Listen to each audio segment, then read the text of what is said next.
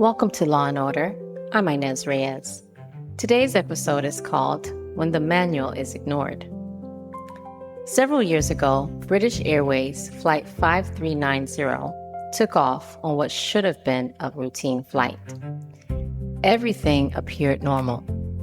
The aircraft had been inspected. The crew was experienced. The weather was favorable. Passengers settled into their seats expecting an uneventful journey. Then, at over 17,000 feet, a cockpit window suddenly blew out. The force was so violent that Captain Tim Lancaster was partially sucked out of the aircraft. It was only the quick actions of his crew that prevented a tragedy. Investigators later discovered something surprising.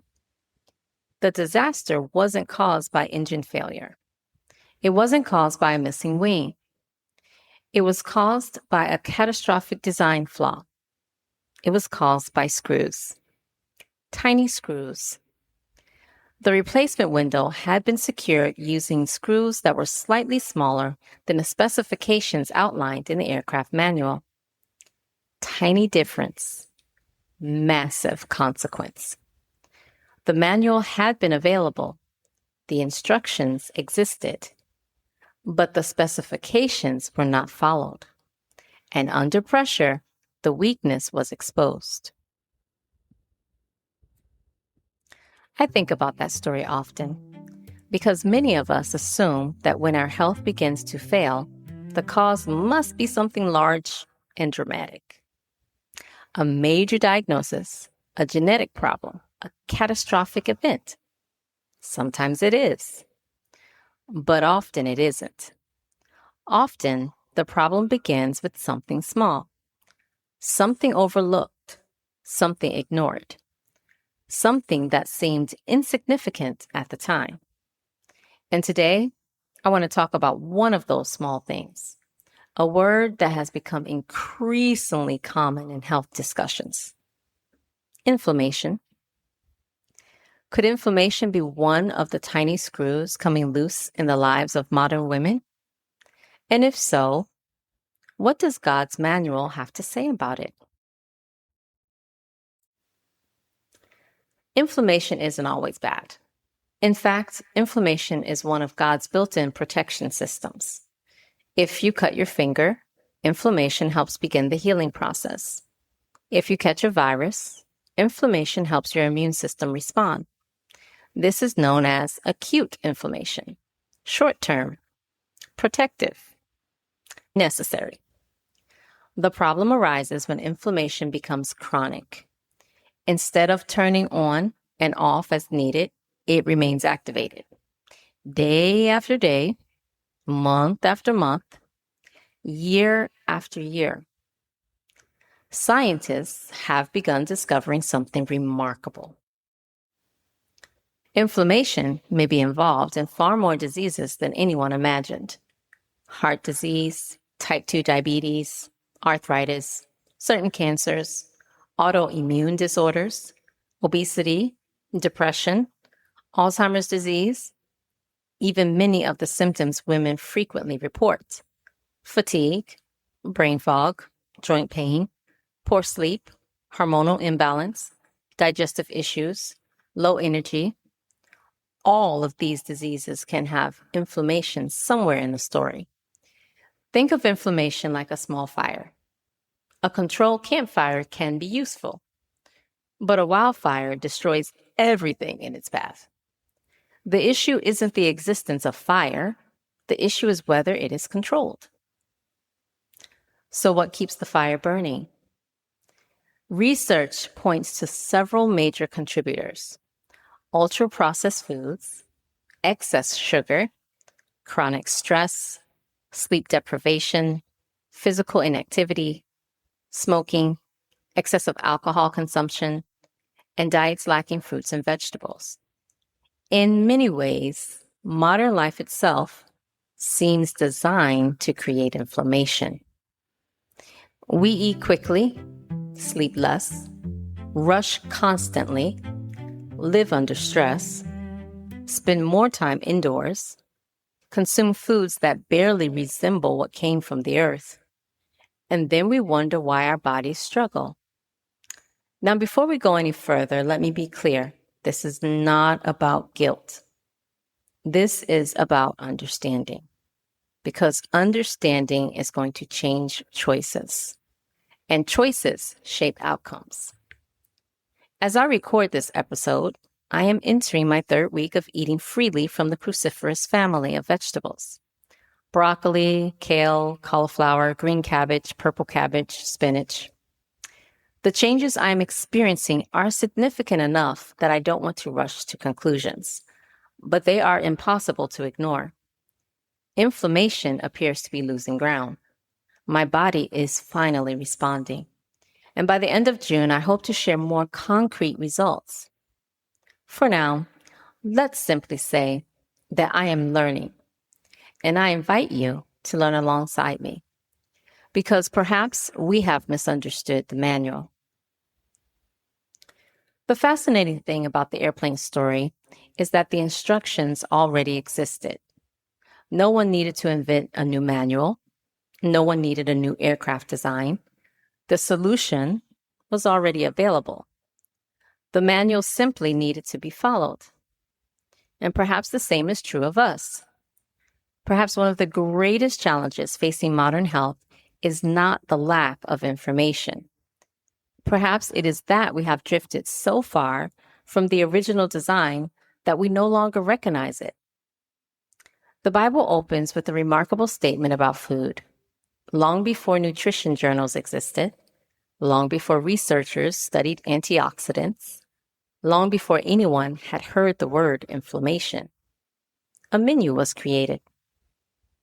In Genesis 1:29, we read, "And God said, Behold, I have given you every herb bearing seed, which is upon the face of all the earth, and every tree in the which is the fruit of a tree yielding seed. To you it shall be for meat." Most of us read that verse and immediately think of the word meat the way we use it today. But in the Bible, the word simply means food. God's original menu consisted of fruits, seeds, and herbs. Now, the word herb is interesting. Scientifically, an herb is a plant that does not develop a persistent woody stem above ground. It is soft-stemmed and typically dies back by the end of a growing season. Biblically, the word herb refers broadly to the vegetation God provided for humanity. In other words, from the very beginning, God directed humanity toward the plant kingdom, not because he was withholding something, because he was providing something. The manual begins in a garden, and in that garden, food was medicine long before medicine became food. When people think of vegetables, they simply think healthy. But God's provision is far more diverse than that. Consider the cruciferous family: broccoli, cauliflower, Brussels sprouts, kale, collard greens, mustard greens, green cabbage, purple cabbage, arugula. These vegetables contain compounds that researchers continue to study for their effects on inflammation, detoxification pathways, hormone metabolism, and cellular protection.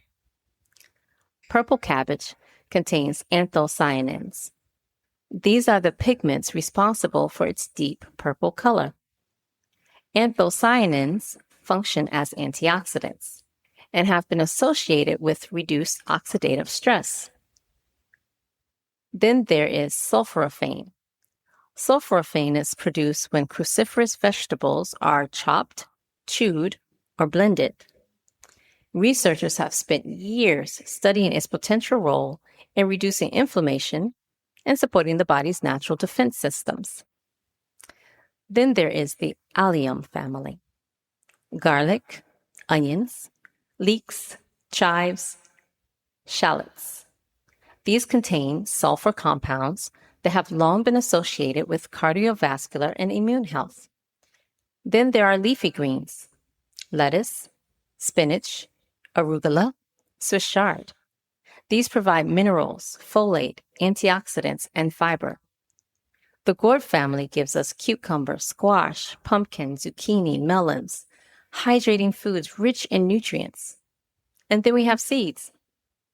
Flaxseed in particular has become one of the most studied foods in nutrition. Flax contains omega-3 fatty acids, fiber, and lignans. Lignans are plant compounds associated with antioxidant activity and hormonal support.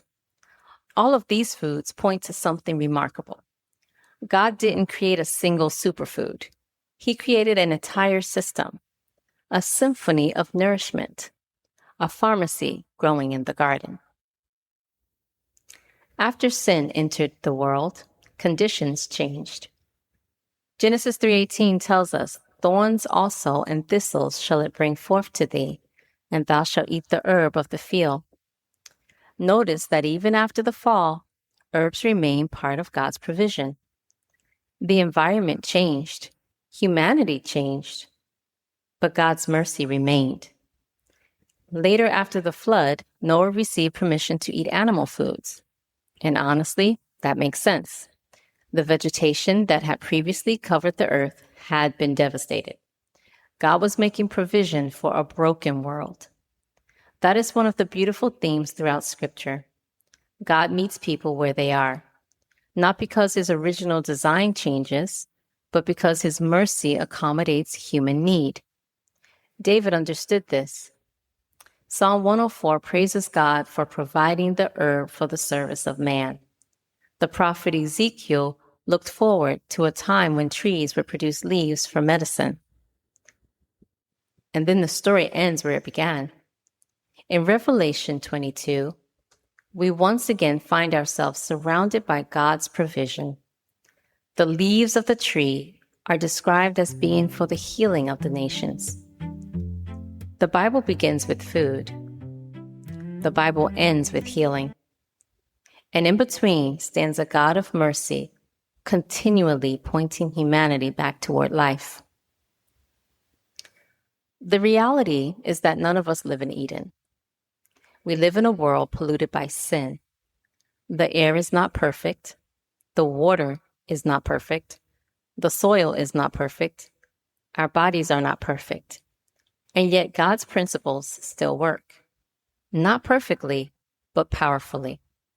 We may not eliminate every disease. We may not prevent every hardship.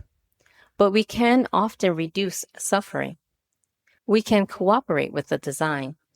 We can give our bodies better tools. We can become students of the manual.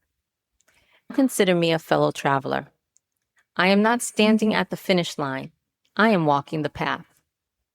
And I invite you to walk with me. Before we close today, I want to offer something different.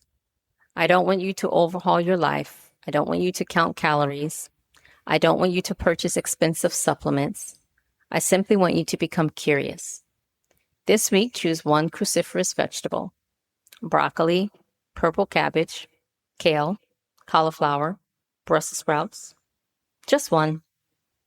Eat a 16-ounce raw every day for the next 7 days. Pay attention. Notice your energy. Notice your digestion. Notice your sleep. Notice your mood.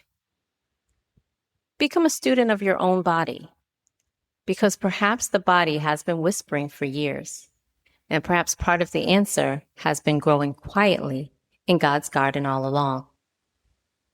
If you would like to learn more about the plant families, foods, and practical steps I am using on this journey, visit the blog where I share additional details and resources. Until next time, remember, the Creator included instructions in the manual for a reason. I'm Inez Reyes, and this is Law and Order.